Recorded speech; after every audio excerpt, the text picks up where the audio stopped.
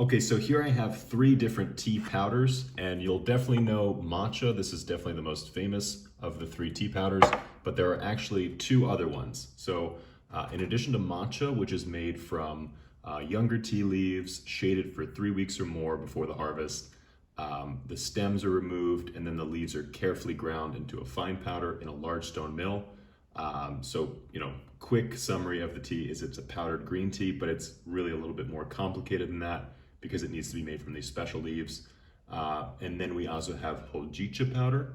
So Hojicha powder is made from roasted tea leaves.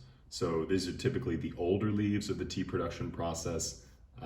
They don't have their stems removed, they're not shaded, and they're also ground in a fine powder. But then we also have one that's actually new to me as well, and that is the Wakocha powder. So you may know this if you've watched a lot of our videos, but almost all the tea coming from Japan is green tea. There's only a very small selection of black teas. We've met with quite a few tea farmers, so we've encountered some Japanese black teas along the way, but these are really rare. Mostly the tea produced in Japan is green tea.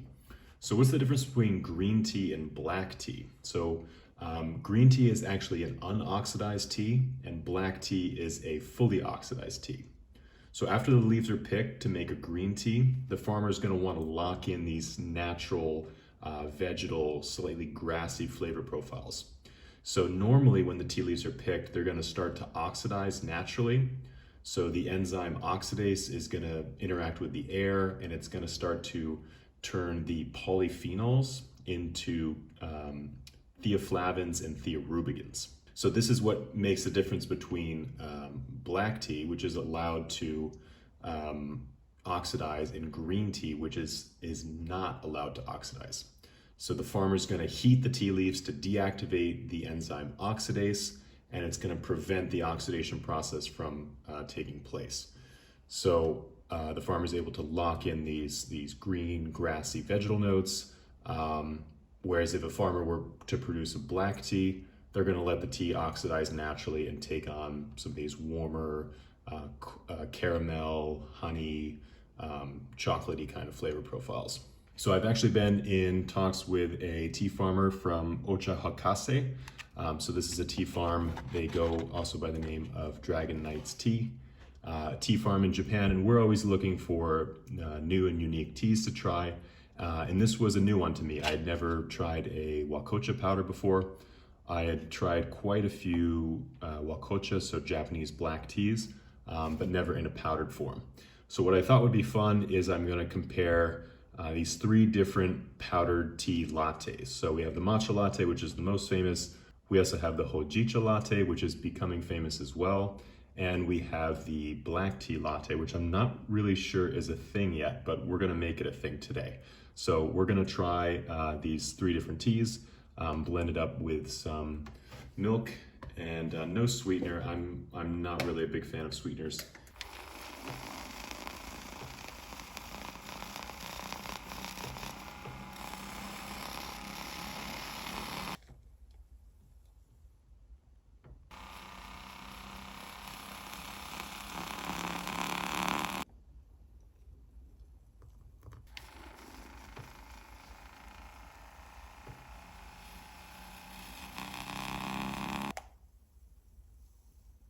Okay, so I just made up the three different lattes, and you already start to notice some similarities between these two.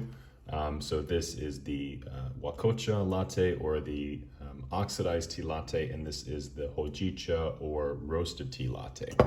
And obviously these are going to be very different in color from the matcha latte, which you know and love, because this really has like a vibrant green color, as you can see here. And these both are going to be on the browner side. But this one, already you notice, I think it's still kind of, the foam is kind of settling. But this one is going to be much lighter, and this one is going to be darker. So as you can see, this automatic whisking, I may have overdid a little bit, so there's definitely a very heavy foam. But over time, it's going to settle a little bit like a Guinness, hopefully. But let's go ahead and have a tasting.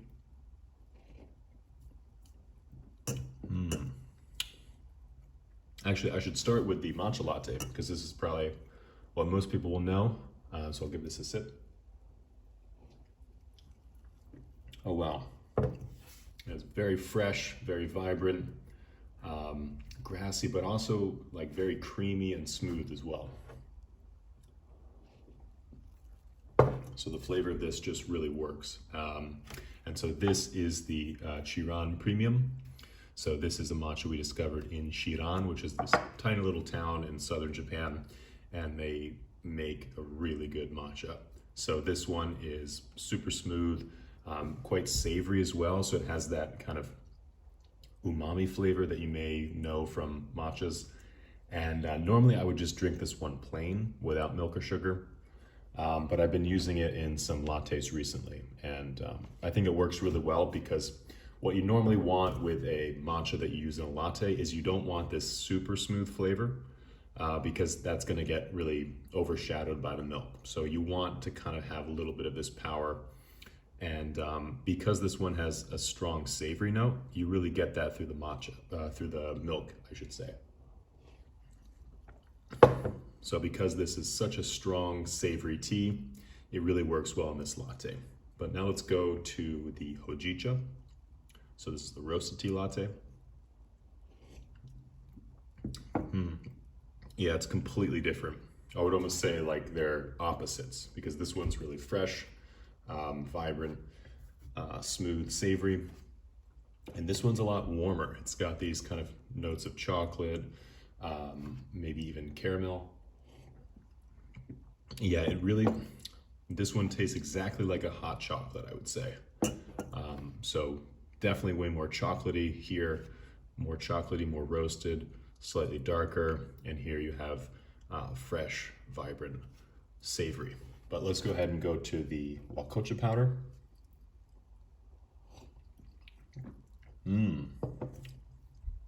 That's very interesting. It's definitely, it kind of brings me back to the times where I didn't really know so much about tea, and I would just kind of do like Earl Grey with some milk in it. It kind of reminds me of that. It's definitely a flavor that most people would be familiar with. The interesting comparison here is going to be between the Hojicha powder and the Hojicha powder.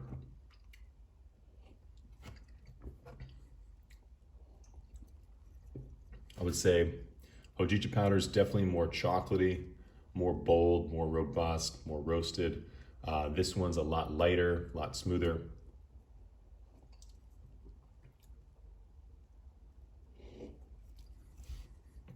Definitely overfoam these, as you can see. But, you know, they still taste very good. So this one, yeah, this one's really good. I would say it's sweeter.